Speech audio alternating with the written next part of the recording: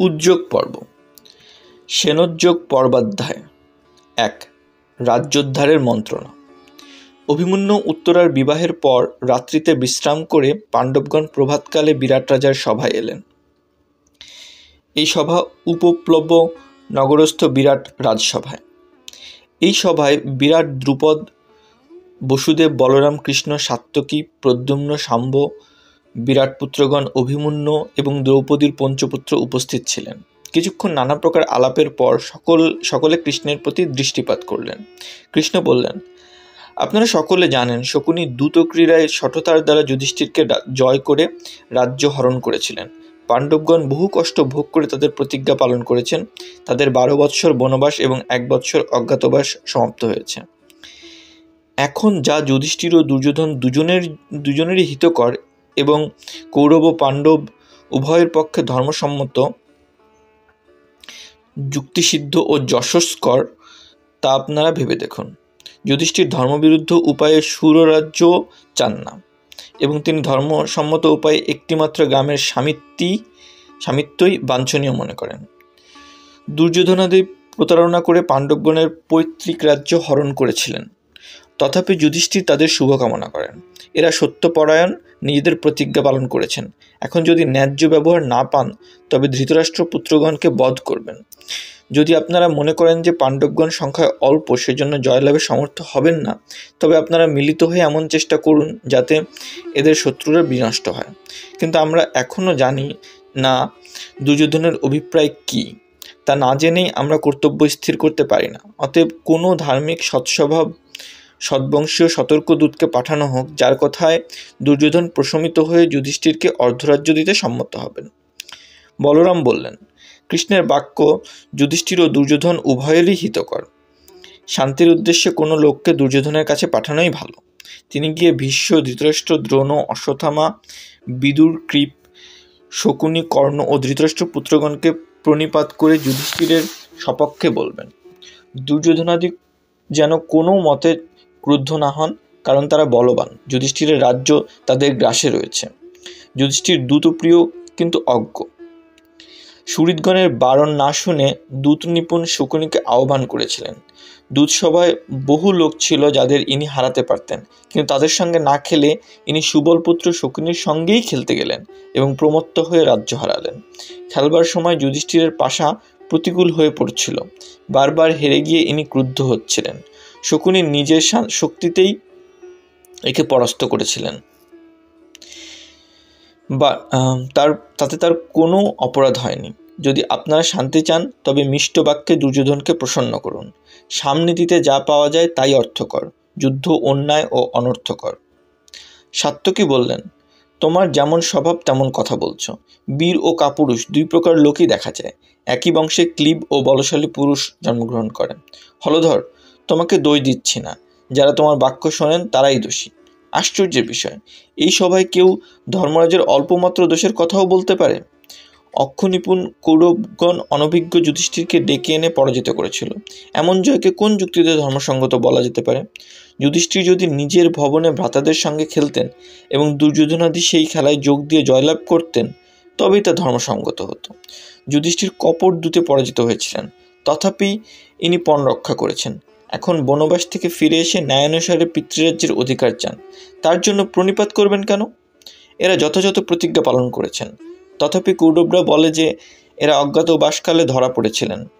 ভীষ্ম, দ্রোণ ও বিদুর অনুনয় করেছেন, তথাপি ধার্তরাষ্ট্রগণ রাজ্য ফিরে দিতে চায় না। আমি তাদের যুদ্ধে জয় করে মহাত্মা যুধিষ্ঠিরের চরণে নিপাতিত করব। যদি তারা প্রণিপাত না করে তবে তাদের জমালয়ে পাঠাবো। আততায়ী শত্রুকে হত্যা করলে অধর্ম হয় না, তাদের কাছে অনুনয় করলেই অধর্ম ও অপযশ হয়। তারা যুধিষ্ঠিরকে রাজ্য ফিরিয়ে দেখ, নতুবা নিহত হয়ে রণভূমিতে শয়ন করুক। দ্রুপদ বললেন, মহাবাহু সাত্যকী, দুর্যোধন ভালো কথায় রাজ্য ফিরিয়ে দেবেন না। ধৃতরাষ্ট্র তার পুত্রের বশেই চলবেন। ভীষ্ম ও দ্রোণ দীনতার জন্য এবং কর্ণ ও শকুনি মূর্খতার জন্য দুর্যোধনের অনুবর্তী হবেন। বলদেব যা বললেন তা যুক্তিসম্মত মনে করি না। যারা ন্যায়পরায়ণ তাদের কাছেই অনুনয় করা চলে। দুর্যোধন পাপবুদ্ধি, মৃদুবাক্যে তাকে বশ করা যাবে না। মৃদুভাষীকে তিনি শক্তিহীন মনে করেন। অতএব সৈন্য সংগ্রহের জন্য মিত্রগণের নিকট দূত পাঠানো হোক। দুর্যোধনও দূত পাঠাবেন। রাজারা যে পক্ষের আমন্ত্রণ আগে পাবেন সেই পক্ষেই যাবেন। এই কারণে আমাদের ত্বরান্বিত হতে হবে। বিরাটরাজ, আমার পুরোহিত এই ব্রাহ্মণ শীঘ্র হস্তিনাপুরে যান। ধৃতরাষ্ট্র, দুর্যোধন, ভীষ্ম ও দ্রোণকে ইনি কি বলবেন তা আপনি শিখিয়ে দিন।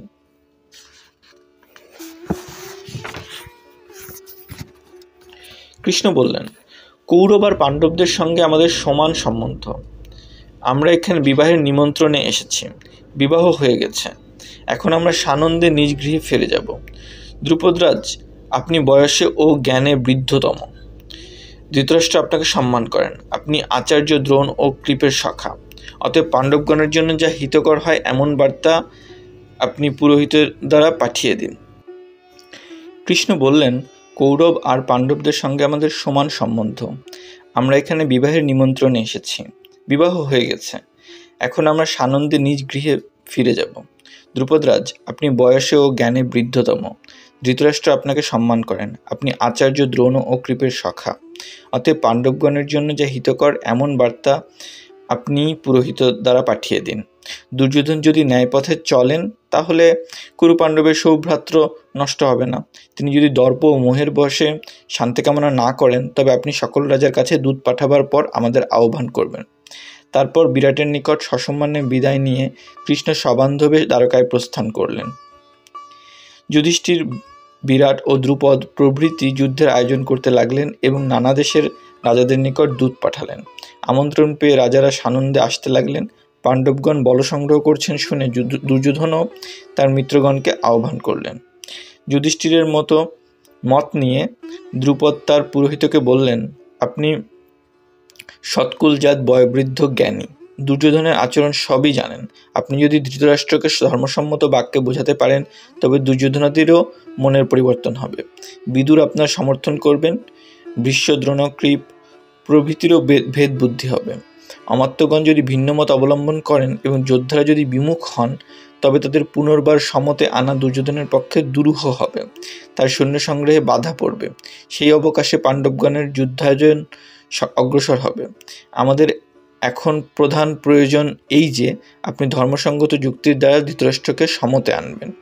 অতএব পাণ্ডবগণের হিতের নিমিত্ত আপনি পুষ্যা নক্ষত্রের যোগে জয়সূচক শুভ মুহূর্তে সত্বর যাত্রা করুন। দ্রুপদ কর্তৃক এইরূপে উপদিষ্ট হয়ে পুরোহিত তার শিষ্যদের নিয়ে হস্তিনাপুরে যাত্রা করলেন। 2.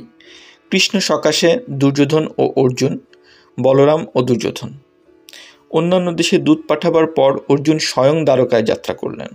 পাণ্ডবগণ কি করছেন তার সমস্ত সংবাদ দুর্যোধন তার গুপ্তচরদের কাছে পেতেন। কৃষ্ণ, বলরাম প্রভৃতি সভবনে ফিরে গেছেন শুনে দুর্যোধন অল্প সৈন্য নিয়ে অশ্বারোহণে দ্রুত বেগে দ্বারকায় এলেন। অর্জুনও সেই দিন সেখানে উপস্থিত ছিলেন। কৃষ্ণ নিদ্রিত আছেন জেনে দুর্যোধন ও অর্জুন তার শয়ন কক্ষে গেলেন। প্রথমে দুর্যোধন এসে কৃষ্ণের মস্তকের নিকট একটি উৎকৃষ্ট আসনে বসলেন। তারপর অর্জুন এসে কৃষ্ণের পাদদেশে বিনীতভাবে কৃতাঞ্জলি হয়ে রইলেন। জাগরিত হয়ে কৃষ্ণ প্রথমে অর্জুনকে দেখলেন। তারপর পিছন দিকে দৃষ্টিপাত করে সিংহাসনে উপবিষ্ট দুর্যোধনকে দেখলেন। তিনি স্বাগত সম্ভাষণ করে দুজনের আগমনের কারণ জিজ্ঞাসা করলে দুর্যোধন সহাস্যে বললেন, মাধব, আসন্ন যুদ্ধে তুমি আমার সহায় হও। আমার আর অর্জুনের সঙ্গে তোমার সমান সম্বন্ধ। আমি আগে তোমার কাছে এসেছি। সাধুজন প্রথমাগতকেই বরণ করেন। তুমি সজ্জন শ্রেষ্ঠ, অতএব সদাচার রক্ষা করো। এখানে অর্জুন আর তার সঙ্গে সমান সম্বন্ধ বলতে কৃষ্ণ অর্জুনের মামাতো ভাই। কৃষ্ণ ভগিনী সুভদ্রা অর্জুনের পত্নী, কৃষ্ণপুত্র শাম্ব দুর্যোধনের জামাতা বোঝানো হয়েছে। কৃষ্ণ বললেন, রাজা, তুমি প্রথমে এসেছো তাতে আমার সন্দেহ নেই, কিন্তু আমি ধনঞ্জয়কেই প্রথমে দেখেছি। অতএব দুজনকেই সাহায্য করব। যারা বয়কনিষ্ঠ তাদের অভীষ্ট পূরণ আগে করা উচিত। সেজন্য প্রথমে অর্জুনকে বলছি। নারায়ণ নামে খ্যাত আমার 10 কোটি গোপ যোদ্ধা আছে। তাদের দৈহিক বল আমারই তুল্য। পার্থ, তুমি সেই দুর্ধর্ষ নারায়ণের সেনা চাও না যুদ্ধবিমুখ নিরস্ত্র আমাকে চাও? তুমি বারবার ভেবে দেখো। যুদ্ধে সাহায্যের জন্য 10 কোটি যোদ্ধা নেবে কিংবা কেবল সচিব রূপে আমাকে নেবে? কৃষ্ণ যুদ্ধ করবেন না জেনেও অর্জুন তাকেই বরণ করলেন। দুর্যোধন 10 কোটি যোদ্ধা নিলেন এবং পরম আনন্দে মনে করলেন যেন কৃষ্ণকেই পেয়েছেন। তারপর বলরামের কাছে গিয়ে দুর্যোধন তার আসবার কারণ জানালেন। বলরাম বললেন, বিরাট ভবনে বিবাহের পর আমি যা বলেছিলাম তা বোধহয় তুমি জানো। তোমার জন্যই আমি বারবার কৃষ্ণকে বাধা দিয়ে বলেছিলাম যে দুই পক্ষের সঙ্গেই আমাদের সমান সম্বন্ধ, কিন্তু তিনি আমার মত গ্রহণ করেননি। আমিও তাকে ছেড়ে ক্ষণকালও থাকতে পারি না। কৃষ্ণের মতিগতি দেখে আমি স্থির করেছি যে আমি পার্থের সহায় হব না, তোমারও সহায় হব না। পুরুষশ্রেষ্ঠ, তুমি মহামান্য ভরত বংশে জন্মেছ, যাও ক্ষত্রধর্ম অনুসারে যুদ্ধ করো। দুর্যোধন বলরামকে আলিঙ্গন করে বিদায় নিলেন। তিনি মনে করলেন যে কৃষ্ণ তার বশে এসেছেন, যুদ্ধেও তার জয় হয়েছে। তারপর তিনি কৃতবর্মার সঙ্গে দেখা করলেন এবং তার কাছে এক অক্ষয়িনী সৈন্য লাভ করলেন। কৃতবর্মা ভোজবংশীয় প্রধান বিশেষ, ইনি কৌরবদের পক্ষে ছিলেন। দুর্যোধন চলে গেলে কৃষ্ণ অর্জুনকে জিজ্ঞাসা করলেন, আমি যুদ্ধ করব না, তথাপি তুমি আমাকে বরণ করলে কেন? অর্জুন বললেন, নরোত্তম, তুমি একাকী আমাদের সমস্ত শত্রু সংহার করতে পারো এবং তোমার যশও লোকবিখ্যাত। আমি শত্রু সংহারে সমর্থ এবং যশের প্রার্থী, এই কারণে তোমাকে বরণ করেছি। আমার চিরকালের ইচ্ছা তুমি আমার সারথি হবে, এই কার্যে তুমি সম্মত হও। বাসুদেব বললেন, পার্থ, তুমি যে আমার সঙ্গে স্পর্ধা করো তা তোমারই উপযুক্ত। আমি সারথি হয়ে তোমার ইচ্ছা পূর্ণ করব। তারপর কৃষ্ণ ও দাসার্হ বীরগণের সঙ্গে অর্জুন আনন্দিত মনে যুধিষ্ঠিরের কাছে ফিরে এলেন। এখানে দাসার্হ সাত্যকী প্রভৃতিকে বোঝানো হয়েছে। 3. শল্য, দুর্যোধন ও যুধিষ্ঠির। আমন্ত্রণ পেয়ে মদ্ররাজ শল্য তার বৃহৎ সৈন্যদল ও মহাবীর পুত্রগণকে নিয়ে পাণ্ডবগণের নিকট যাচ্ছিলেন। এখানে শল্য নকুল ও সহদেবের মাতুল। এই সংবাদ শুনে দুর্যোধন পথিমধ্যে তার সংবর্ধনার উদ্যোগ করলেন। তার আদেশে শিল্পীগণ স্থানে স্থানে বিচিত্র সভামণ্ডপ, কূপ, দীর্ঘিকা, পাকশালা প্রভৃতি নির্মাণ করল। নানা প্রকার ক্রীড়া ও খাদ্যপানীয়েরও আয়োজন করল। শল্য উপস্থিত হলে দুর্যোধন সচিবগণও তাকে দেবতার ন্যায় পুজো করলেন। শল্য বললেন, যুধিষ্ঠিরের কোন কর্মচারীগণ এই সকল সভা নির্মাণ করেছে, তাদের ডেকে আনো। যুধিষ্ঠিরের সম্মতি নিয়ে আমি তাদের পারিতোষিক দিতে ইচ্ছা করি। দুর্যোধন অন্তরালে ছিলেন, এখন শল্যের কাছে এলেন। দুর্যোধনই সমস্ত আয়োজন করেছেন জেনে শল্য প্রীত হয়ে তাকে আলিঙ্গন করলেন। তোমার কি অভীষ্ট বলো, আমি তা পূর্ণ করব। দুর্যোধন বললেন, আপনার বাক্য সত্য হোক, আপনি আমার সমস্ত সেনার নেতৃত্ব করুন। শল্য বললেন, তাই হবে, আর কি চাও? দুর্যোধন বললেন, আমি কৃতার্থ হয়েছি, আর কিছু চাই না। শল্য বললেন, দুর্যোধন, তুমি এখন নিজ দেশে ফিরে যাও, আমি যুধিষ্ঠিরের সঙ্গে দেখা করতে যাচ্ছি। দুর্যোধন বললেন, মহারাজ, আপনি দেখা করে শীঘ্র আমাদের কাছে আসবেন, আমরা আপনারই অধীন, যে বর দিয়েছেন তা মনে রাখবেন। দুর্যোধনকে আশ্বাস দিয়ে শল্য উপপ্লব্য নগরে যাত্রা করলেন। পাণ্ডবগণের শিবিরে এসে শল্য যুধিষ্ঠিরকে আলিঙ্গন ও কুশল প্রশ্ন করলেন এবং কিছুক্ষণ আলাপের পর দুর্যোধনকে যে বর দিয়েছেন তা জানালেন। যুধিষ্ঠির বললেন, আপনি দুর্যোধনের প্রতি তুষ্ট হয়ে যে প্রতিশ্রুতি দিয়েছেন তা ভালোই, এখন আমার একটি উপকার করুন। যদি অকর্তব্য মনে করেন তথাপি আমাদের মঙ্গলের জন্য তা আপনাকে করতে হবে। আপনি যুদ্ধে বাসুদেবের সমান, কর্ণ আর অর্জুনের যখন দ্বৈরথ যুদ্ধ হবে তখন আপনি নিশ্চয়ই কর্ণের সারথি হবেন। আপনি অর্জুনকে রক্ষা করবেন এবং যদি আমার প্রিয় কার্য করতে চান তবে কর্ণের তেজ নষ্ট করবেন। মাতুল, অকর্তব্য হলেও এই কর্ম আপনি করবেন। শল্য বললেন, আমি নিশ্চয়ই দুরাত্মা কর্ণের সারথি হব। সে আমাকে কৃষ্ণতুল্য মনে করে। যুদ্ধকালে আমি তাকে এমন প্রতিকূল ও অহিতকর বাক্য বলবো যে তার দর্প ও তেজ নষ্ট হবে এবং অর্জুন তাকে অনায়াসে বধ করতে পারবেন। বৎস, তুমি যা বলেছ তা আমি করব এবং তোমার প্রিয় কার্য আর যা পারবো তাও করব। যুধিষ্ঠির, তুমি ও কৃষ্ণ দূতসভায় যে দুঃখ পেয়েছ, সুতপুত্র কর্ণের কাছে যে নিষ্ঠুর বাক্য শুনেছ, জটাসুর ও কীচকের কাছে দ্রৌপদী যে ক্লেশ পেয়েছেন, সে সমস্তের ফল পরিণামে সুখজনক হবে। মহাত্মা ও দেবতারাও দুঃখ ভোগ করেন, কারণ দৈবই প্রবল। দেবরাজ ইন্দ্রও তার ভার্যার সঙ্গে মহৎ দুঃখ ভোগ করেছিলেন। 4. ত্রিশিরা, বৃত্র, ইন্দ্র, নহুষ ও অগস্ত্য। যুধিষ্ঠির প্রশ্ন করলেন, মহারাজ ইন্দ্র ও ভার্যা কি প্রকারে দুঃখ ভোগ করেছিলেন? শল্য এই উপাখ্যান বললেন। ত্বষ্টা নামে এক প্রজাপতি ছিলেন।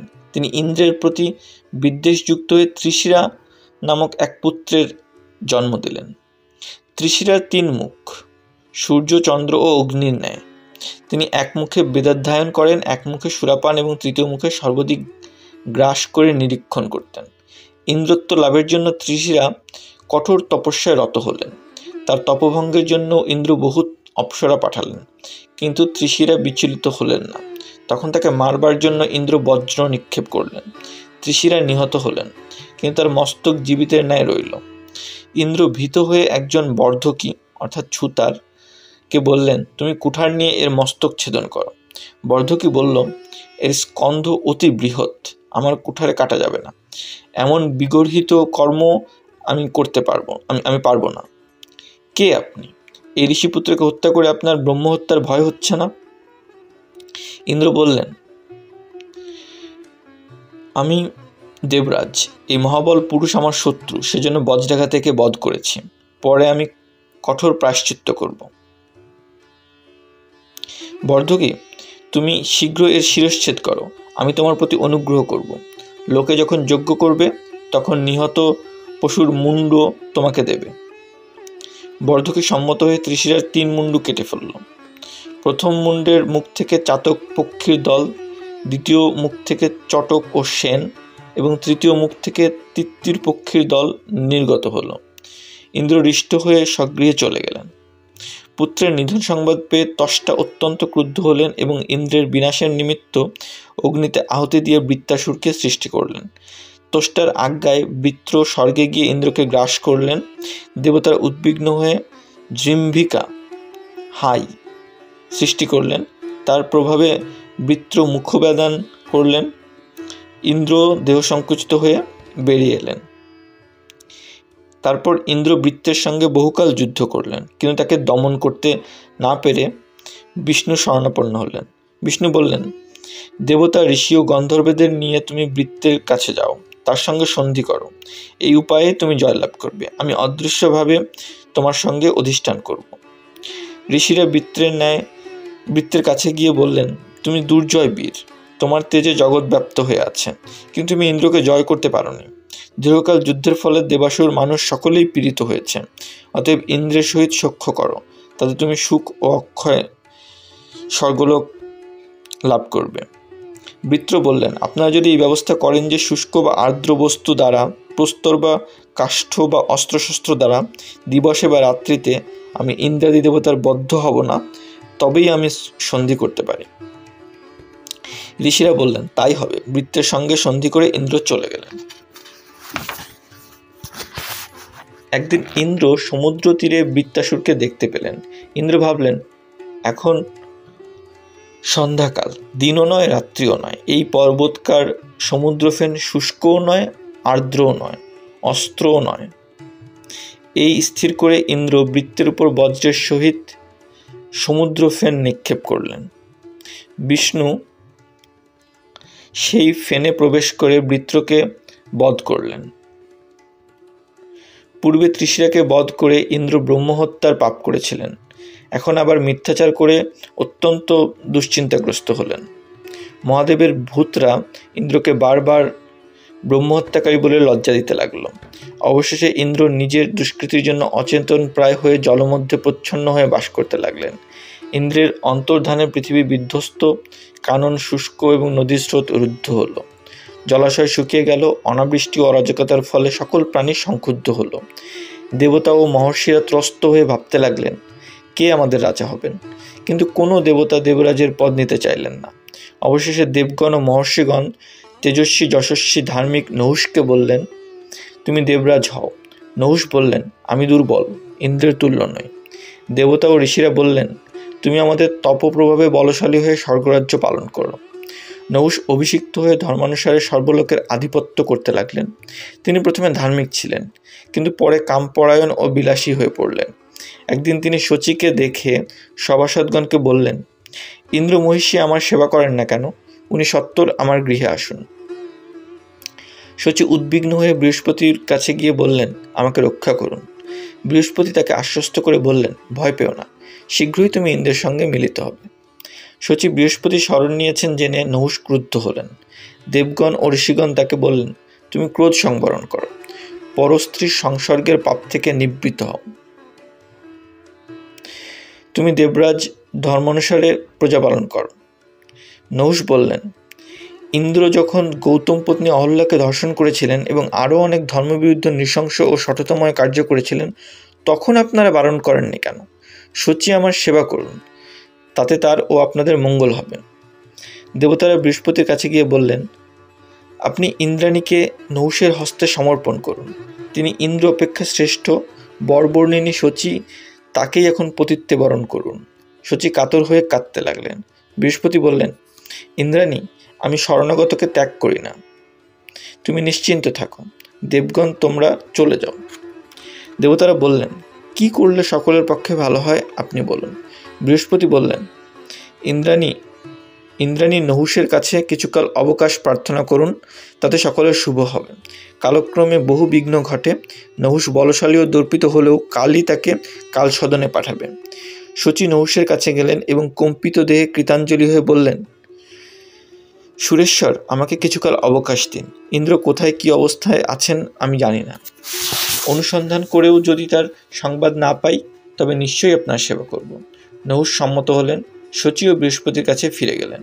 তারপর দেবতারা বিষ্ণুর কাছে গিয়ে বললেন, আপনার বীর্যেই বৃত্র নিহত হয়েছে এবং তার ফলে ইন্দ্র ব্রহ্মহত্যার পাপে পড়েছেন। এখন তার মুক্তির উপায় বলুন। বিষ্ণু বললেন, ইন্দ্র অশ্বমেধ যজ্ঞে আমার পূজা করুন, তাতে তিনি পাপ মুক্ত হয়ে দেবরাজত্ব ফিরে পাবেন। দুর্মতি নহুষও বিনষ্ট হবে। দেবগণ ও বৃহস্পতি প্রভৃতি ঋষিগণ ইন্দ্রের কাছে গিয়ে অশ্বমেধ যজ্ঞ করলেন। তার ফলে ইন্দ্র ব্রহ্মহত্যার পাপ থেকে মুক্ত হলেন। তার পাপ বিভক্ত হয়ে বৃক্ষ, নদী, পর্বত, ভূমি, স্ত্রী ও প্রাণীগণে সংক্রামিত হল। দেবরাজ পদে নহুষকে দৃঢ় প্রতিষ্ঠিত হতে দেখে ইন্দ্র পুনর্বার আত্মগোপন করে কাল প্রতীক্ষা করতে লাগলেন। শোকার্তা শচী তখন উপশ্রুতি নাম্নী রাত্রিদেবীর উপাসনা করলেন। উপশ্রুতি মূর্তিমতী হয়ে দর্শন দিলেন এবং শচীকে সঙ্গে নিয়ে সমুদ্র মধ্যে এক মহাদ্বীপে উপস্থিত হলেন। সেই দ্বীপের মধ্যে 100 যোজন বিস্তীর্ণ সরোবরে উন্নত বৃন্তের উপরে একটি শ্বেতবর্ণ বৃহৎ পদ্ম ছিল। উপশ্রুতির সঙ্গে শচী সেই পদ্মের নাল ভেদ করে ভিতরে গিয়ে দেখলেন, মৃণাল সূত্রের মধ্যে ইন্দ্র অতি সূক্ষ্মরূপে অবস্থান করছেন। শচী তাকে বললেন, প্রভু, তুমি যদি আমাকে রক্ষা না করো, তবে নহুষ আমাকে বশে আনবে। তুমি সমূর্তিতে প্রকাশিত হও এবং নিজ বলে পাপিষ্ঠ নহুষকে বধ করে দেবরাজ্য শাসন করো। ইন্দ্র বললেন, বিক্রম প্রকাশের সময় এখনো আসেনি। নহুষ আমার চেয়ে বলবান। ঋষিরাও কব্য দিয়ে তার শক্তি বাড়িয়েছেন। তুমি নির্জনে নহুষকে এই কথা বলো। জগৎপতি, আপনি ঋষিবাহিত জানে আমার নিকট আসুন, তাহলে আমি সানন্দে আপনার বশীভূত হব। শচী নহুষের কাছে গিয়ে বললেন, দেবরাজ, আপনি যদি আমার একটি ইচ্ছা পূরণ করেন, তবে আপনার বশগামিনী হব। আপনি এমন বাহনে চড়ুন যে বিষ্ণু, রুদ্র বা কোনো দেবতা বা রাক্ষসের নেই। আমার ইচ্ছা মহাত্মা ঋষিগণ মিলিত হয়ে আপনার শিবিকা বহন করুন। নহুষ বললেন, বরবর্ণিনী, তুমি অপূর্ব বাহনের কথা বলেছ, আমি তোমার কথা রাখব। ঐরবত প্রভৃতি দিব্য হস্তি, হংসযুক্ত বিমান ও দিব্যাশ্ব যোজিত রথ ত্যাগ করে নহুষ মহর্ষিগণকে তার শিবিকা বহনে নিযুক্ত করলেন। তখন বৃহস্পতি অগ্নিকে বললেন, তুমি ইন্দ্রের অন্বেষণ করো। অগ্নি সর্বত্র অন্বেষণ করে বললেন, ইন্দ্রকে কোথাও দেখলাম না, কেবল জল অবশিষ্ট আছে, কিন্তু তাতে প্রবেশ করলে আমি নির্বাপিত হব। অগ্নির স্তুতি করে বৃহস্পতি বললেন, নিঃশঙ্কে জলে প্রবেশ করো, তোমাকে আমি সনাতন ব্রাহ্মমন্ত্রে বর্ধিত করব। অগ্নি সর্বপ্রকার জলে অন্বেষণ করে অবশেষে পদ্মের মৃণাল মধ্যে ইন্দ্রকে দেখতে পেলেন এবং ফিরে এসে বৃহস্পতিকে জানালেন। তখন দেবতা, ঋষি ও গন্ধর্বদের সঙ্গে বৃহস্পতি ইন্দ্রের কাছে গিয়ে স্তব করলেন, মহেন্দ্র, তুমি দেবতা ও মনুষ্যকে রক্ষা করো, বল লাভ করো। স্তুত হয়ে ইন্দ্র ধীরে ধীরে বৃদ্ধি লাভ করলেন। দেবতারা নহুষবধের উপায় চিন্তা করেছিলেন। এমন সময় ভগবান অগস্ত্য ঋষি সেখানে এলেন। তিনি বললেন, পুরন্দর, ভাগ্যক্রমে তুমি শত্রুহীন হয়েছ। নহুষ দেবরাজ্য থেকে ভ্রষ্ট হয়েছেন। দেবর্ষী ও মহর্ষিগণ যখন নহুষকে শিবিকায় বহন করছিলেন, তখন এক সময় তারা শ্রান্ত হয়ে নহুষকে প্রশ্ন করলেন, বিজয়ী শ্রেষ্ঠ, ব্রহ্মা যে গোপ্রক্ষণ সম্বন্ধ মন্ত্র বলেছেন, অর্থাৎ যজ্ঞে গোবধ, তা তুমি প্রামাণিক মনে করো কিনা? নহুষ মোহবশে উত্তর দিলেন, না, ও মন্ত্র প্রামাণিক নয়। ঋষিরা বললেন, তুমি অধর্মে নিরত, তাই ধর্ম বোঝো না। প্রাচীন মহর্ষিগণ এই মন্ত্র প্রামাণিক মনে করেন, আমরাও মনে করি। ঋষিদের সঙ্গে বিবাদ করতে নহুষ তার পা দিয়ে আমার মাথায় স্পর্শ করলেন। তখন আমি এই শাপ দিলাম, মূঢ়, তুমি ব্রহ্মর্ষিগণের অনুষ্ঠিত কর্মের দোষ দিচ্ছ, চরণ দিয়ে আমার মস্তক স্পর্শ করেছ। ব্রহ্মার তুল্য ঋষিগণকে বাহন করেছ, তুমি ক্ষীণপূর্ণ হয়ে মহিতলে পতিত হও। ক্ষীণপূর্ণ অর্থাৎ যার পুণ্যজনিত স্বর্গভোগ শেষ হয়েছে। সেখানে তুমি মহাকায় সর্প রূপে 10 সহস্র বৎসর বিচরণ করবে, তারপর তোমার বংশজাত যুধিষ্ঠিরকে দেখলে আবার স্বর্গে আসতে পারবে।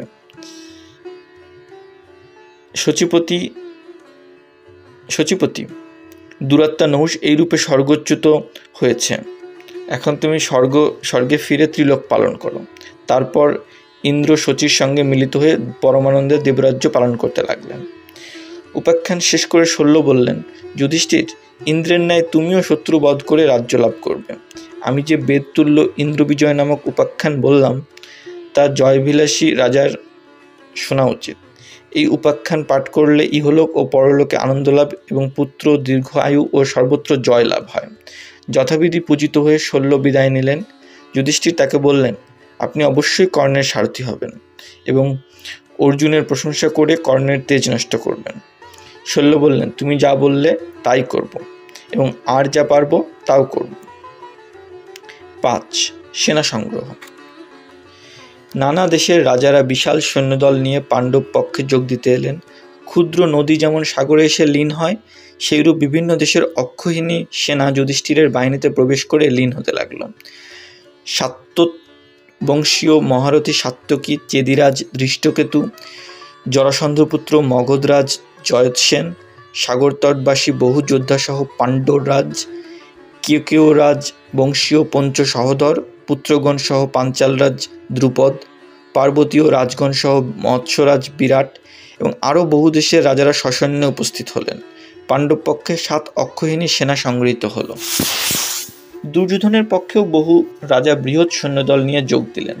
কাঞ্চনবর্ণ চীন ও কিরাত সৈন্যসহ ভোগদত্ত, সোমদত্ত পুত্র ভূরিশ্রবা, মদ্ররাজ শৈল্য, ভোজ ও অন্ধ সৈন্যসহ ঋদিক পুত্র কৃতবর্মা, সিন্ধু সৌবীরবাসী জয়দ্রথ প্রভৃতি রাজারা, শক ও যবন সৈন্যসহ কম্বোজ রাজ সুদক্ষিণ, দাক্ষিণাত্য সৈন্যসহ মাহিষ্মতিরাজ নীল, অবন্তী দেশের 2 রাজা এবং অন্যান্য রাজারা সসৈন্যে উপস্থিত হলেন।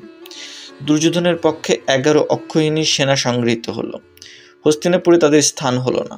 পঞ্চনদ, কুরুজাঙ্গল, রোহিতকারণ্য, মরুপ্রদেশ, অহিচ্ছত্র, কালকূট, গঙ্গাতীর, বারণ, বাটধান, যমুনা তীরস্থ পার্বতদেশ সমস্তই কৌরব সৈন্যে ব্যাপ্ত হল।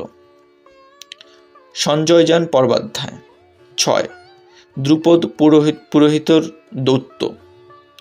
দ্রুপদের পুরোহিত হস্তিনাপুরে এলে ধৃতরাষ্ট্র, ভীষ্ম ও বিদুর তার সংবর্ধনা করলেন। কুশল জিজ্ঞাসার পর পুরোহিত বললেন, আপনারা সকলেই সনাতন রাজধর্ম জানেন, তথাপি আমার বক্তব্যের অঙ্গরূপে কিছু বলবো। ধৃতরাষ্ট্র ও পাণ্ডু একজনেরই পুত্র, পৈতৃক ধনে তাদের সমান অধিকার।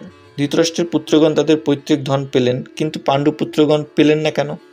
আপনারা জানেন, দুর্যোধন তা অধিকারে রেখেছেন। তিনি পাণ্ডবগণকে জমালয়ে পাঠাবার অনেক চেষ্টা করেছেন এবং শকুনির সাহায্যে তাদের রাজ্য হরণ করেছেন।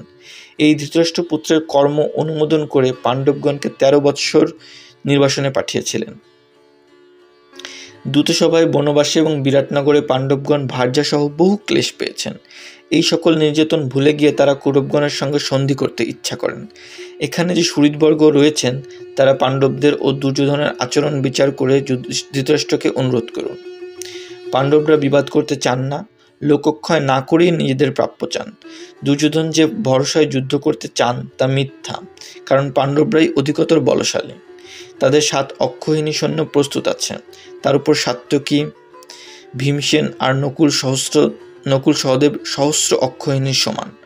আপনাদের পক্ষে যেমন 11 অক্ষৌহিনী সৈন্য আছে, অপরপক্ষে তেমনি অর্জুন আছেন। অর্জুন ও বাসুদেব সমস্ত সেনারই অধিক। সেনার বহুলতা, অর্জুনের বিক্রম এবং কৃষ্ণের বুদ্ধিমত্তা জেনে কোনো লোক পাণ্ডবদের সঙ্গে যুদ্ধ করতে পারে? অতএব আপনারা কালক্ষেপ করবেন না, ধর্ম নিয়ম অনুসারে যা পাণ্ডবগণের প্রাপ্য তা দিন। পুরোহিতের কথা শুনে ভীষ্ম বললেন, ভাগ্যক্রমে পাণ্ডবগণ কৃষ্ণ কুশলে আছেন এবং ধর্মপথ থেকে সন্ধি কামনা করছেন। আপনি যা বলেছেন সবই সত্য, তবে আপনি ব্রাহ্মণ, সেজন্য আপনার বাক্য অতিরিক্ত তীক্ষ্ণ। পাণ্ডবদের বহু কষ্ট দেওয়া হয়েছে এবং ধর্মানুসারে তার পিতৃধনের অধিকারী, এ বিষয়েও কোনো সংশয় নেই। অর্জুন অস্ত্রবিদ্যায় সুশিক্ষিত মহারথ, স্বয়ং ইন্দ্র যুদ্ধে তার সমকক্ষ নন। কর্ণ ক্রুদ্ধ হয়ে বাধা দিয়ে দ্রুপদের পুরোহিতকে বললেন, ব্রাহ্মণ, যা হয়ে গেছে তা সকলেই জানে, বারবার সে কথা বলে লাভ কি? দুর্যোধনের জন্য শকুনি দ্রুতক্রিয়ায় যুধিষ্ঠিরকে জয় করেছিলেন এবং যুধিষ্ঠির পণ রক্ষার জন্য বনে গিয়েছিলেন। প্রতিজ্ঞা অনুযায়ী সময়ের মধ্যে তিনি মূর্খের ন্যায় রাজ্য চাইতে পারেন না। এখানে কর্ণ বলতে চান যে অজ্ঞাতবাসের কাল উত্তীর্ণ হবার আগেই পাণ্ডবগণ আত্মপ্রকাশ করেছেন, সেজন্য তাদের আবার 12 বৎসর বনবাসে থাকতে হবে। দুর্যোধন ধর্মানুসারে শত্রুকে সমস্ত পৃথিবী দান করতে পারেন, কিন্তু ভয় পেয়ে পাদপরিমিত ভূমিও দেবেন না। পাণ্ডবরা যদি পৈতৃক রাজ্য চান তবে অবশিষ্টকাল বনবাস কাটিয়ে প্রতিজ্ঞা রক্ষা করুন, তারপর নির্ভয়ে দুর্যোধনের ক্রোড়ে আশ্রয় নিন। ভীষ্ম বললেন, রাধেয়, অহংকার করে লাভ কি?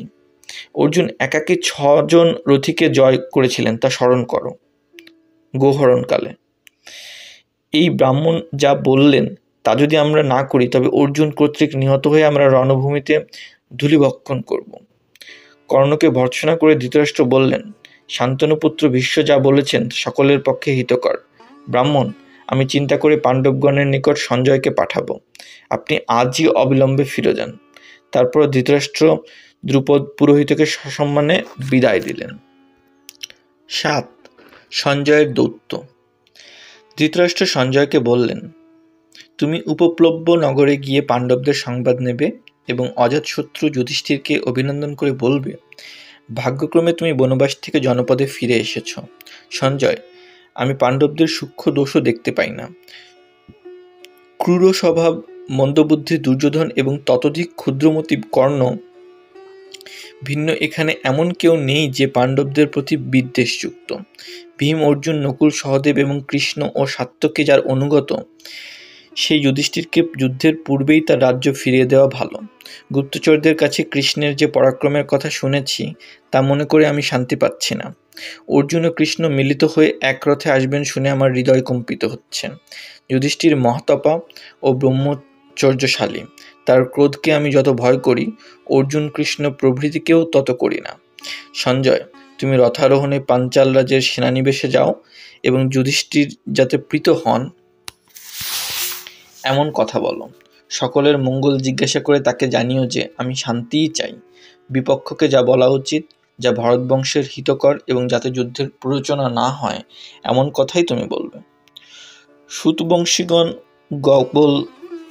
গবলগণ পুত্র সঞ্জয় উপপ্লব্য নগরে এসে যুধিষ্ঠিরকে অভিবাদন করলেন। উভয় পক্ষের কুশল জিজ্ঞাসার পর যুধিষ্ঠির বললেন, সঞ্জয়, দীর্ঘকাল পরে ক্রুবৃদ্ধ ধৃতরাষ্ট্রের কুশল শুনে এবং তোমাকে দেখে মনে হচ্ছে যেন সাক্ষাৎ ধৃতরাষ্ট্রকেই দেখছি।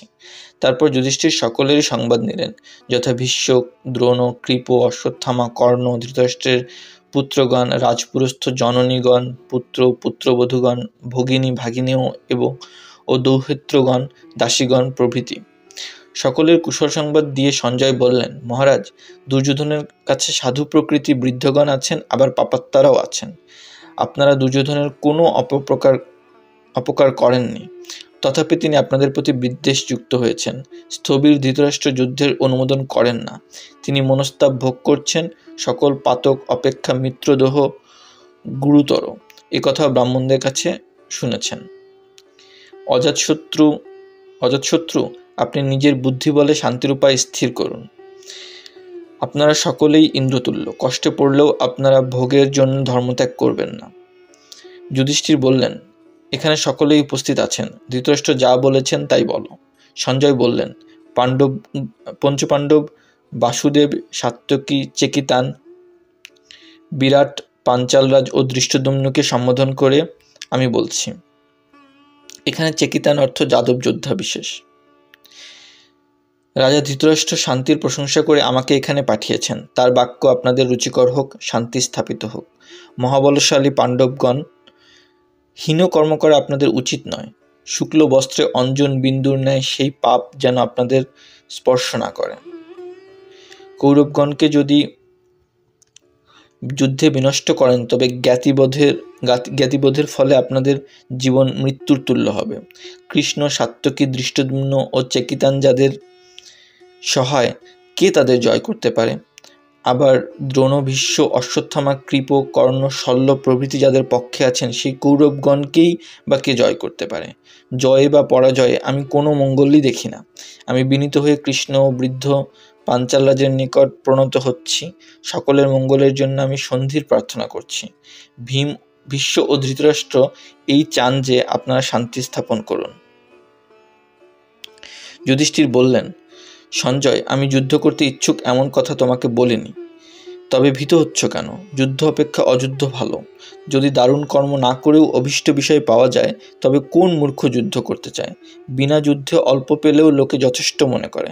প্রদীপ্ত অগ্নি যেমন ঘৃত পেয়ে তৃপ্ত হয় না, মানুষও সেইরূপ কামবস্তু পেয়েও তৃপ্ত হয় না। দেখো, ধৃতরাষ্ট্র ও তার পুত্রগণ বিপুল ভোগ্য বিষয় পেয়েও তৃপ্ত হননি। ধৃতরাষ্ট্র সংকটে পড়ে পরের উপর নির্ভর করছেন, এতে তার মঙ্গল হবে না। তিনি বহু ঐশ্বর্যের অধিপতি, এখন দুর্বুদ্ধি, ক্রূর স্বভাব, কুমন্ত্রী বেষ্টিত পুত্রের জন্য বিলাপ করছেন কেন?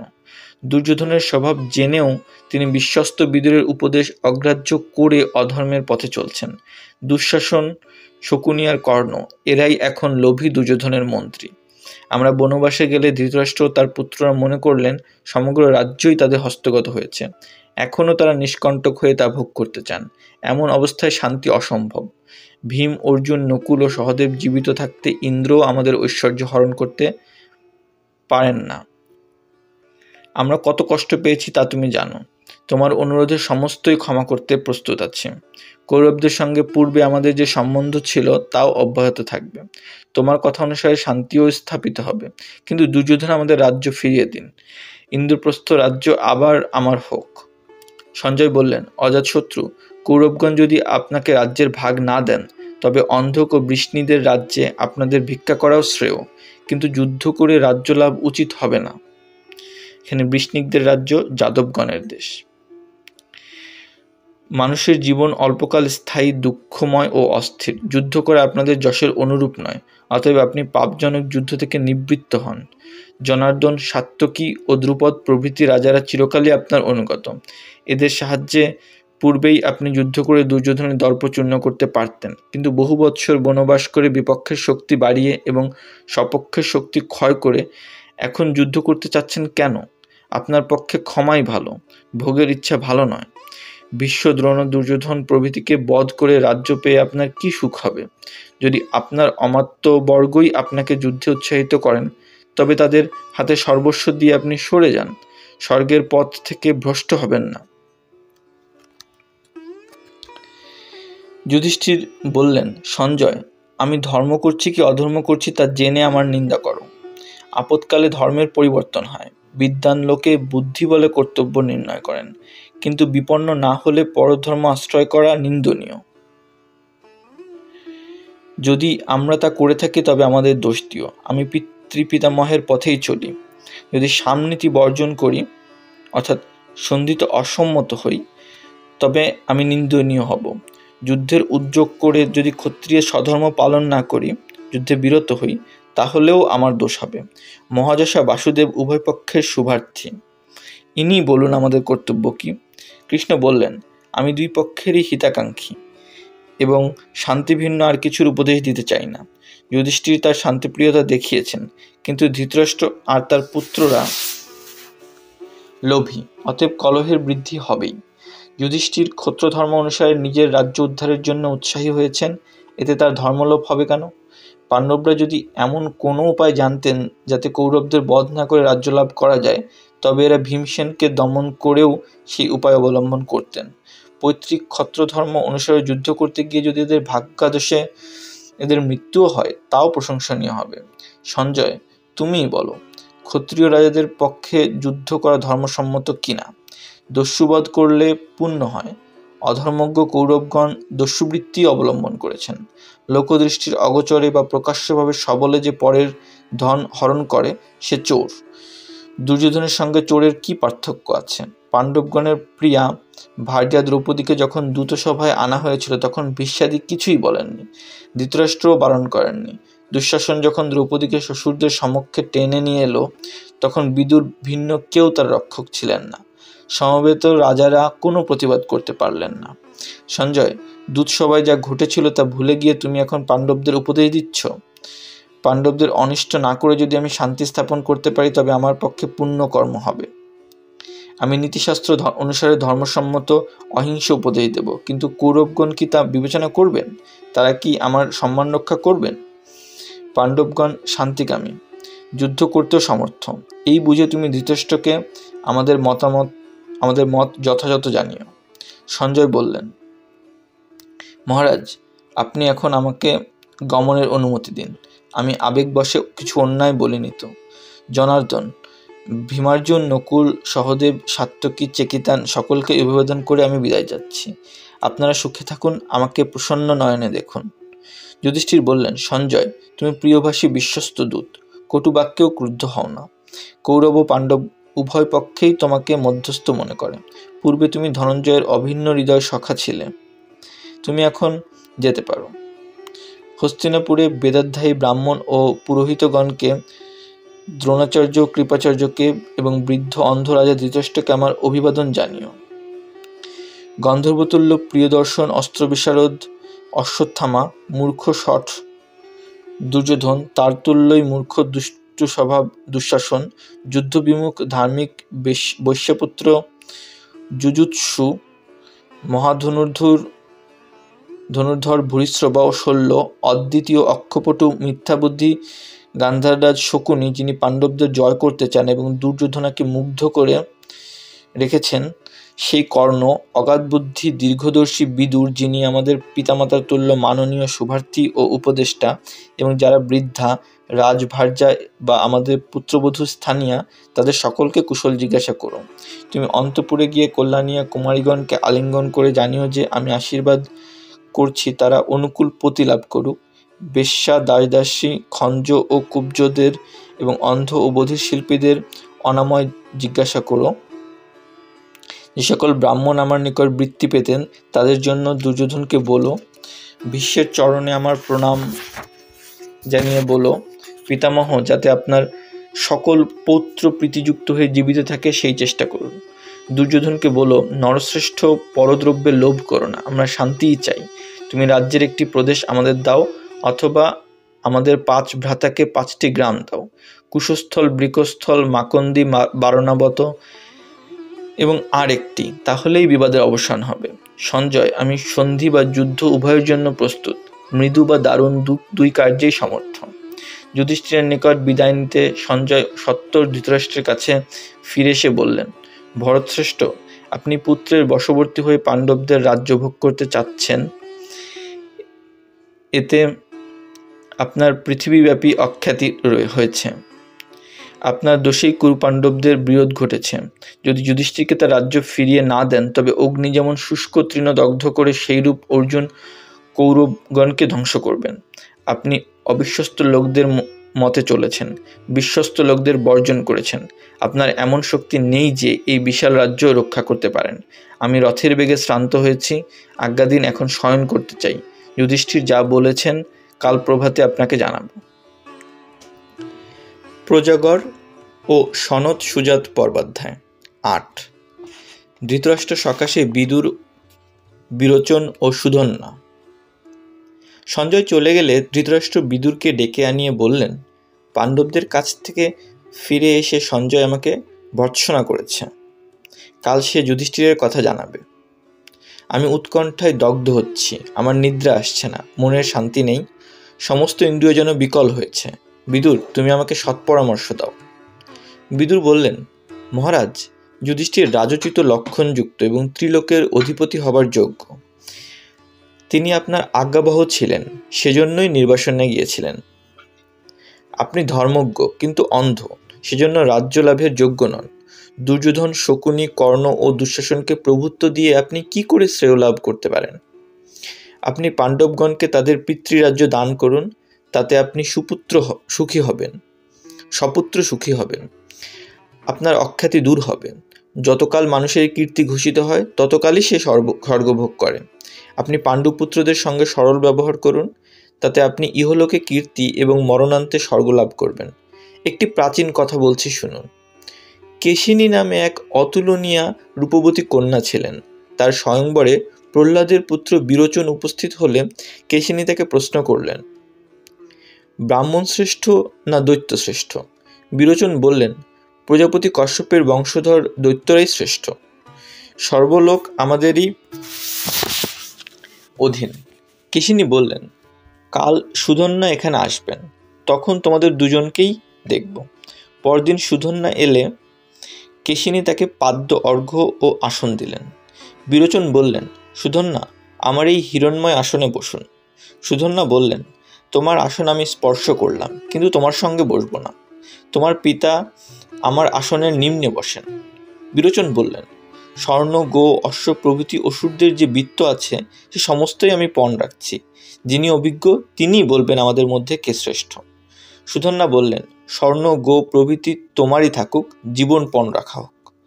দুজনে প্রহ্লাদের কাছে উপস্থিত হলেন। প্রহ্লাদ বললেন, তোমরা পূর্বে কখনো একসঙ্গে চলতে না, এখন কি তোমাদের সখ্য হয়েছে? বিরোচন বললেন, পিতা, সখ্য হয়নি, আমরা জীবন পণ রেখে তর্কের মীমাংসার জন্য আপনার কাছে এসেছি। সুধন্যার সংবর্ধনার জন্য প্রহ্লাদ পাদ্য, জল, মধুপর্ক ও 2 স্থূল শ্বেত বৃষ আনতে বললেন। সুধন্যা বললেন, ওসব থাকুক, আপনি আমার প্রশ্নের যথার্থ উত্তর দিন। ব্রাহ্মণ শ্রেষ্ঠ না বিরোচন শ্রেষ্ঠ? প্রহ্লাদ বললেন, সুধন্যার পিতা অঙ্গিরা আমার চেয়ে শ্রেষ্ঠ, সুধন্যার মাতা বিরোচনের মাতার চেয়ে শ্রেষ্ঠ। বিরোচন, তুমি পরাজিত হয়েছ, তোমার প্রাণ এখন সুধন্যার অধীন। সুধন্যা, আমার প্রার্থনায় তুমি বিরোচনকে প্রাণদান করো। সুধন্যা বললেন, দৈত্যরাজ, আপনি ধর্মানুসারে সত্য কথা বলেছেন, পুত্রের প্রাণ রক্ষার জন্য মিথ্যা বলেননি, সেজন্য বিরোচনকে মুক্তি দিলাম। ইনি কুমারী কেশিনী সমক্ষে আমার পাদ প্রক্ষালন করুন। উপাখ্যান শেষ করে বিদুর বললেন, মহারাজ, পররাজ্যের জন্য মিথ্যা বলে আপনি পুত্র ও অমাত্য সহ বিনষ্ট হবেন না। পাণ্ডবদের সঙ্গে সন্ধি করুন, পাণ্ডবরা যেমন সত্য পালন করেছেন দুর্যোধনকেও সেইরূপ সত্য রক্ষায় প্রবৃত্ত করুন। তিনি পূর্বে যে পাপ করেছেন আপনি তার অপনয়ন করুন। বিদুর আরও অনেক উপদেশ দিলেন। ধৃতরাষ্ট্র বললেন, তুমি যা বললে সবই সত্য, পাণ্ডবদের সঙ্গে আমি ন্যায়সঙ্গত ব্যবহার করতে চাই, কিন্তু দুর্যোধন কাছে এলেই আমার বুদ্ধির পরিবর্তন হয়। মানুষের ভাগ্যই প্রবল, পুরস্কার নিরর্থক।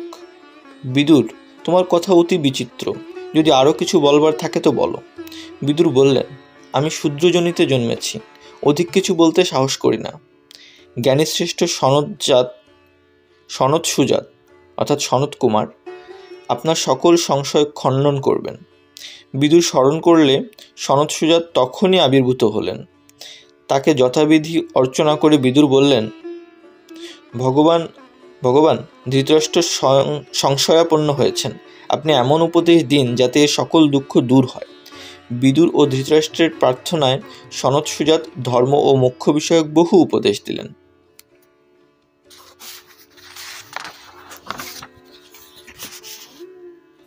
যানসন্ধি পর্বাধ্যায় 9।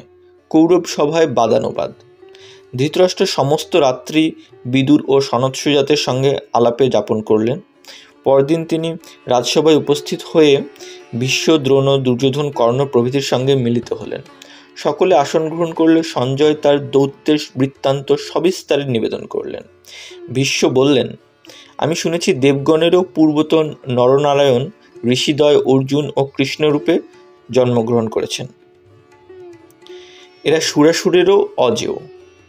বৎস দুর্যোধন, ধর্ম ও অর্থ থেকে তোমার বুদ্ধিচ্যুত হয়েছে। যদি আমার বাক্য গ্রাহ্য না করো তবে বহু লোকের মৃত্যু হবে। কেবল তুমি 3 জনের মতে চলো। নিকৃষ্ট জাতীয় সুতপুত্র কর্ণ, যাকে পরশুরাম অভিশাপ দিয়েছিলেন, সুবলপুত্র শকুনি এবং ক্ষুদ্রাশয় পাপবুদ্ধি দুঃশাসন। কর্ণ বললেন, পিতামহ, আমি ক্ষত্র ধর্ম পালন করি, ধর্ম থেকে ভ্রষ্ট হইনি। আমার কি দুষ্কর্ম দেখেছেন যে নিন্দা করছেন? আমি সকল পাণ্ডবকে যুদ্ধে বধ করব। যাদের সঙ্গে পূর্বে বিরোধ হয়েছে তাদের সঙ্গে আর সন্ধি হতে পারে না। ভীষ্ম ধৃতরাষ্ট্রকে বললেন, এই দুর্মতি সুতপুত্রের জন্যই তোমার দুরাত্মা পুত্ররা বিপদে পড়বে। বিরাটনগরে যখন এর ভ্রাতা অর্জুনের হস্তে নিহত হয়েছিলেন তখন কর্ণ কি করেছিলেন? কৌরবগণকে পরাভূত করে অর্জুন যখন তাদের বস্ত্র হরণ করেছিলেন তখন কর্ণ কি বিদেশে ছিলেন? ঘোষযাত্রায় গন্ধর্ব যখন তোমার পুত্রকে হরণ করেছিল তখন কর্ণ কোথায় ছিলেন? এখন ইনি বৃষের ন্যায় আস্ফালন করছেন। মহামতি দ্রোণ বললেন, মহারাজ ভীষ্ম যা বলবেন আপনি তাই করুন। গর্হিত লোকের কথা শুনবেন না। যুদ্ধের পূর্বেই পাণ্ডবদের সঙ্গে সন্ধি করা ভালো মনে করি, কারণ অর্জুনের তুল্য ধনুর্ধর ত্রিলোকে নেই। ভীষ্ম ও দ্রোণের কথায় ধৃতরাষ্ট্র মন দিলেন না, তাদের সঙ্গে কথাও বললেন না, কেবল সঞ্জয়কে প্রশ্ন করতে লাগলেন। ধৃতরাষ্ট্র বললেন, সঞ্জয়, আমাদের বহু সৈন্য সমবেত হয়েছে শুনে যুধিষ্ঠির কি বললেন? কারা তার আজ্ঞার অপেক্ষা করছেন? কারা তাকে যুদ্ধ থেকে নিরস্ত হতে বলছেন? সঞ্জয় বললেন, যুধিষ্ঠিরের ভ্রাতারা এবং পাঞ্চাল কেকেও ও মৎস্যগণ, গোপাল ও মেষপালকগণ সকলেই যুধিষ্ঠিরের আজ্ঞাবহ। সঞ্জয় দীর্ঘশ্বাস ত্যাগ করে যেন চিন্তা করতে লাগলেন এবং সহসা মূর্ছিত হলেন। বিদুরের মুখে সঞ্জয়ের অবস্থা শুনে ধৃতরাষ্ট্র বললেন, পাণ্ডবরা একে উদ্বিগ্ন করেছেন। কিছুক্ষণ পরে সুস্থ হয়ে সঞ্জয় বললেন, মহারাজ, যুধিষ্ঠিরের মহাবল ভ্রাতারা মহাতেজা দ্রুপদ, তার পুত্র ধৃষ্টদ্যুম্ন, শিখণ্ডী যিনি পূর্বজন্মে কাশীরাজের কন্যা ছিলেন এবং ভীষ্মের বধ কামনায় তপস্যা করে দ্রুপদের কন্যারূপে জন্মগ্রহণ করে পরে পুরুষ হয়েছেন, কেকেয়রাজের পঞ্চপুত্র, বৃষ্ণিবংশীয় মহাবীর সাত্যকী, কাশীরাজ দ্রৌপদীর পঞ্চপুত্র, কৃষ্ণতুল্য বলবান অভিমন্যু, শিশুপাল পুত্র ধৃষ্টকেতু, তার ভ্রাতা সরভ, জরাসন্ধপুত্র সহদেব ও জয়ৎসেন এবং স্বয়ং বাসুদেব, এরাই যুধিষ্ঠিরের সহায়। ধৃতরাষ্ট্র বললেন, আমি ভীমকে সর্বাপেক্ষা ভয় করি। সে ক্ষমা করে না, শত্রুকে ভোলে না, পরিহাস কালেও হাসে না, বক্রভাবে দৃষ্টিপাত করে। উদ্ধত স্বভাব, বহুভোজী, অস্পষ্টভাষী, পিঙ্গল নয়ন ভীম গদাঘাতে আমার পুত্রদের বধ করবে। পাণ্ডবরা জয়ী হবে জেনেও আমি পুত্রদের বারণ করতে পারছি না, কারণ মানুষের ভাগ্যই বলবান। পাণ্ডবগণ যেমন ভীষ্মের পুত্র এবং দ্রোণকৃপের শিষ্য, আমার পুত্রগণও তেমন। ভীষ্ম, দ্রোণ ও কৃপ, এই 3 বৃদ্ধ আমার আশ্রয় আছেন। এরা সজ্জন, যা কিছু এদের দান করেছি তার প্রতিদান এরা নিশ্চয় করবেন। এরা আমার পুত্রের পক্ষে থাকবেন এবং যুদ্ধ শেষ পর্যন্ত সৈন্যগণের অগ্রণী হবেন। কিন্তু দ্রোণ ও কর্ণ অর্জুনের বিপক্ষে দাঁড়ালেও জয় সম্বন্ধে আমার সংশয় রয়েছে, কারণ কর্ণ ক্ষমাশীল ও অসতর্ক এবং দ্রোণাচার্য স্থবির ও অর্জুনের গুরু। শুনেছি 3 তেজ একই রথে মিলিত হবে, কৃষ্ণ, অর্জুন ও গান্ডীব ধনু। আমাদের তেমন সারথি নেই, যোদ্ধা নেই, ধনুও নেই। কৌরবগণ যুদ্ধ করা আমি ভালো মনে করি না। আপনারা ভেবে দেখুন, যদি আপনাদের মত হয় তবে আমি শান্তির চেষ্টা করব।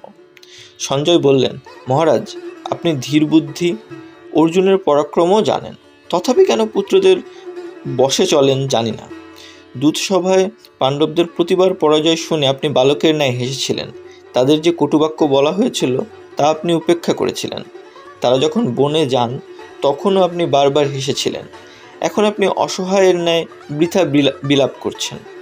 ভীমার্জুন যার পক্ষে যুদ্ধ করবেন তিনিই নিখিল বসুধার রাজা হবেন।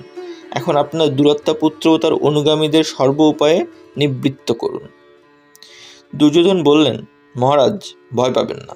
পাণ্ডবরা বনে গেলে কৃষ্ণ, কেকেয়গণ, ধৃষ্টকেতু, ধৃষ্টদ্যুম্ন ও বহু রাজা সসৈন্য ইন্দ্রপ্রস্থের নিকটে এসে আমাদের নিন্দা করেছিলেন। তারা বলেছিলেন, পাণ্ডবদের উচিত কৌরবদের উচ্ছেদ করে পুনর্বার রাজ্য অধিকার করা।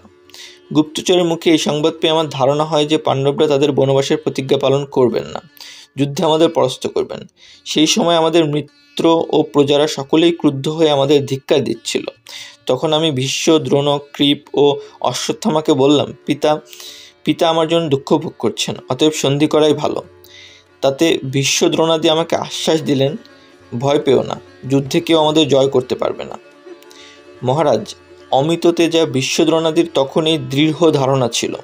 এখন পাণ্ডবগণ পূর্বাপেক্ষা বলহীন হয়েছে। সমস্ত পৃথিবী আমাদের বশে এসেছে। যে রাজারা আমাদের পক্ষে যোগ দিয়েছেন তারা সুখে দুঃখে আমাদেরই অংশভাগী হবেন। অতএব আপনি ভয় দূর করুন। আমাদের সৈন্য সমাবেশে যুধিষ্ঠির ভীত হয়েছেন, তাই তিনি কেবল 5টি গ্রাম চেয়েছেন, তার রাজধানী চাননি।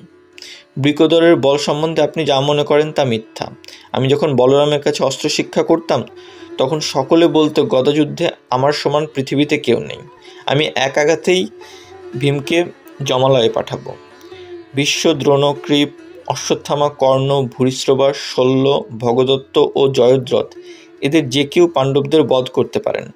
এরা সম্মিলিত হলে ক্ষণমধ্যেই তাদের জমালয়ে পাঠাবেন। কর্ণ ইন্দ্রের কাছ থেকে অমোঘ অস্ত্রশক্তি লাভ করেছেন। সেই কর্ণের সঙ্গে যুদ্ধে অর্জুন কি করে বাঁচবেন? আমাদের যে 10 কোটি সংসপ্তক সৈন্য আছে, তারা প্রতিজ্ঞা করেছে, হয় আমরা অর্জুনকে মারব, না হয় তিনি আমাদের মারবেন। সংসপ্তক অর্থ যে মরণপণ করে যুদ্ধ করে। আমাদের 11 অক্ষৌহিণী সৈন্য আর পাণ্ডবদের 7, তবে আমাদের পরাজয় হবে কেন? বৃহস্পতি বলেছেন, শত্রুর সেনা যদি 1/3 ন্যূন হয় তবে তার সঙ্গে যুদ্ধ করবে। আমাদের সেনার আধিক্য বিপক্ষ সেনার 1/3কে অতিক্রম করে। মহারাজ, বিপক্ষের বল সর্বপ্রকারেই আমাদের তুলনায় হীন। ধৃতরাষ্ট্র বললেন, আমার পুত্র উন্মত্তের ন্যায় প্রলাপ বকছে। এ কখনো ধর্মরাজ যুধিষ্ঠিরকে জয় করতে পারবে না। পাণ্ডবদের বল ভীষ্ম যথার্থরূপে জানেন, সেজন্যই এর যুদ্ধে রুচি নেই। সঞ্জয়, যুদ্ধের জন্য পাণ্ডবগণকে কে উত্তেজিত করেছে? সঞ্জয় বললেন, ধৃষ্টদ্যুম্ন। তিনি পাণ্ডবগণকে উৎসাহ দিচ্ছেন। ধৃতরাষ্ট্র বললেন, দুর্যোধন, যুদ্ধ হতে নিবৃত্ত হও। অর্ধরাজ্যই তোমাদের জীবিকা নির্বাহের পক্ষে যথেষ্ট। পাণ্ডবগণকে তাদের ন্যায্য ভাগ দাও। আমি যুদ্ধ ইচ্ছা করি না, ভীষ্মদ্রোণাদিও করেন না। দুর্যোধন বললেন, আপনার অথবা ভীষ্মদ্রোণাদির ভরসায় আমি বল সংগ্রহ করিনি।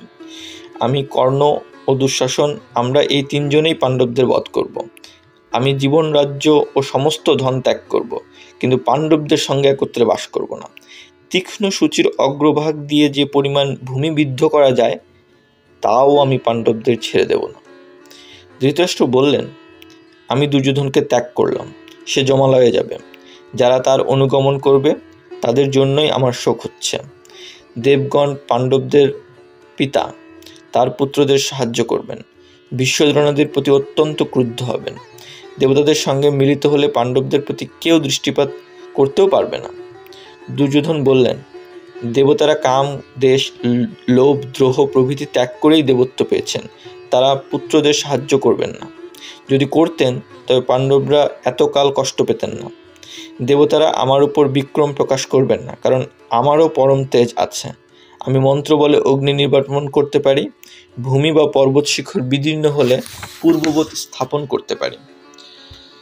শিলাবৃষ্টি ও প্রবল বায়ু নিবারণ করতে পারি। জল স্তম্ভিত করে তার উপর দিয়ে রথ ও পদাতে নিয়ে যেতে পারি। দেব, গন্ধর্ব, অসুর বা রাক্ষস কেউ আমার শত্রুকে ত্রাণ করতে পারবে না। আমি যা বলি তা সর্বদাই সত্য হয়, সেজন্য লোকে আমাকে সত্যবাক বলে। কর্ণ বললেন, আমি পরশুরামের কাছে যে ব্রহ্মাস্ত্র পেয়েছি তাতেই পাণ্ডবগণকে সবান্ধবে সংহার করব। আমি পরশুরামকে নিজের মিথ্যা পরিচয় দিয়েছিলাম, সেজন্য তিনি শাপ দেন, অন্তিমকালে এই ব্রহ্মাস্ত্র তোমার স্মরণে আসবে না। তারপর তিনি আমার উপর প্রসন্ন হয়েছিলেন। আমার আয়ু এখনও অবশিষ্ট আছে, ব্রহ্মাস্ত্রও আছে, অতএব পাণ্ডবদের নিশ্চয় জয় করব। মহারাজ, ভীষ্মদ্রোণাদি আপনার কাছেই থাকুন। পরশুরামের প্রসাদে আমি সসৈন্যে গিয়ে পাণ্ডবদের বধ করব। ভীষ্ম বললেন, কর্ণ, কৃতান্ত তোমার বুদ্ধি অভিভূত করেছেন, তাই গর্ববোধ করছ। তোমার ইন্দ্রদত্ত শক্তি অস্ত্র কেশবের সুদর্শন চক্রের আঘাতে ভস্মীভূত হবে। যে সর্পমুখ বাণকে তুমি নিত্য পূজা করো তা অর্জুনের বাণে তোমার সঙ্গেই বিনষ্ট হবে। যিনি বাণ ও নরক অসুরের হন্তা, যিনি তোমার অপেক্ষাও পরাক্রান্ত শত্রুকে সংহার করেছেন, সেই বাসুদেবী অর্জুনকে রক্ষা করবেন। কর্ণ বললেন, মহাত্মা কৃষ্ণের প্রভাব নিশ্চয়ই এইরূপ, কিংবা আরও অধিক, কিন্তু পিতামহ ভীষ্ম আমাকে কটু বাক্য বলেছেন, সেজন্য আমি অস্ত্র ত্যাগ করলাম। ইনি যুদ্ধে বা এই সভায় আমাকে দেখতে পাবেন না। এর মৃত্যুর পর পৃথিবীর সকল রাজা আমার পরাক্রম দেখবেন। এই বলে কর্ণ সভা থেকে চলে গেলেন। ভীষ্ম সহাস্যে বললেন, কর্ণ সত্য প্রতিজ্ঞ, কিন্তু কি করে তার প্রতিজ্ঞা রক্ষা করবে? এই নরাধম যখন নিজেকে ব্রাহ্মণ বলে পরশুরামের কাছে অস্ত্রবিদ্যা শিখেছিল, তখনই এর ধর্ম আর তপস্যা নষ্ট হয়েছে। ধৃতরাষ্ট্র তার পুত্রকে অনেক উপদেশ দিলেন। সঞ্জয়ও নানা প্রকারে বোঝালেন যে পাণ্ডবদের জয় অবশ্যম্ভাবী, কিন্তু দুর্যোধন নীরবে রইলেন। তখন রাজারা উঠে সভা থেকে চলে গেলেন। তারপর ধৃতরাষ্ট্রের অনুরোধে ব্যাসদেব ও গান্ধারীর সমক্ষে সঞ্জয় কৃষ্ণ মাহাত্ম্য বর্ণনা করলেন।